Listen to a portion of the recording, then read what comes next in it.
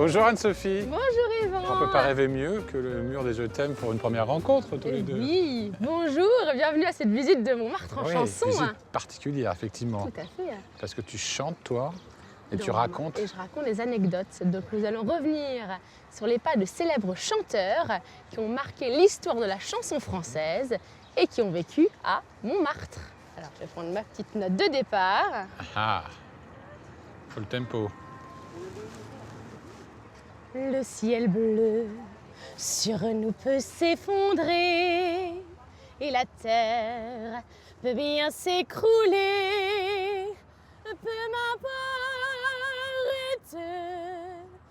Alors pourquoi tu m'emmènes devant l'hôtel de Clermont? Alors le grand hôtel de Clermont où est venue vivre en 1929 à l'âge de 14 ans Édith Piaf.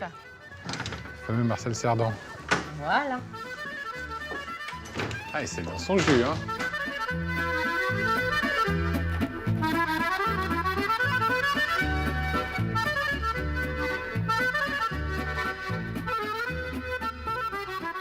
Et là, nous avons des photos de Marcel Cerdan.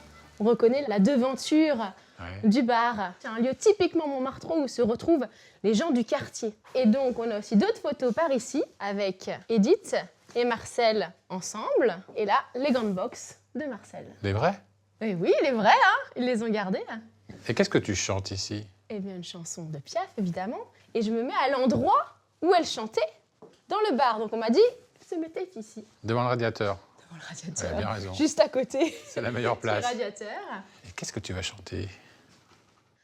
Quand il me prend dans ses bras, il me parle tout bas, je vois la vie en rose. Il me dit des mots d'amour, des mots de tous les jours, et ça me fait quelque chose. Et là, on arrive devant la maison de... Dalida. qui a vécu une grande partie de sa vie ici. Donc elle a vécu ici de 1962 à 1987 et elle avait déjà pas mal de moyens, elle était déjà connue à cette époque.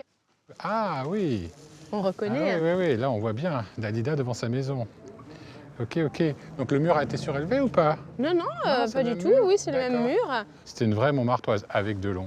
Delon évidemment. qui venait Super photo ça. ici. Magnifique. Elle aimait beaucoup le quartier, elle était une D'accord. habituée. Les gens l'aimaient beaucoup dans le quartier.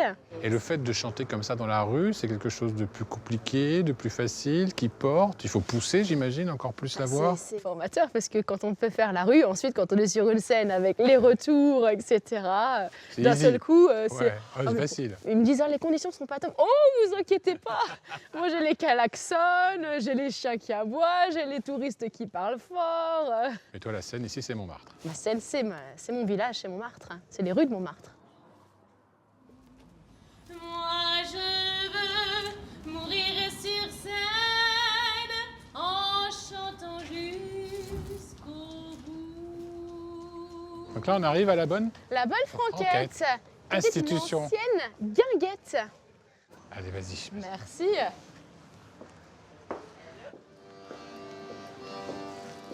C'est immense cette guinguette.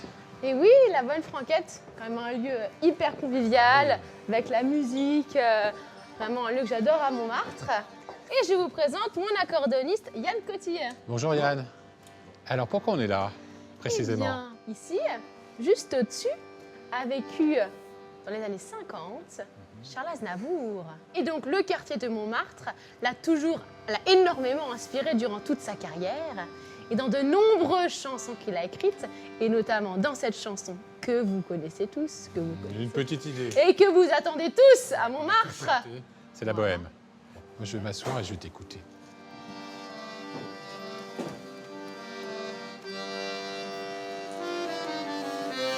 Je vous parle d'un temps que les moins de 20 ans ne peuvent pas connaître.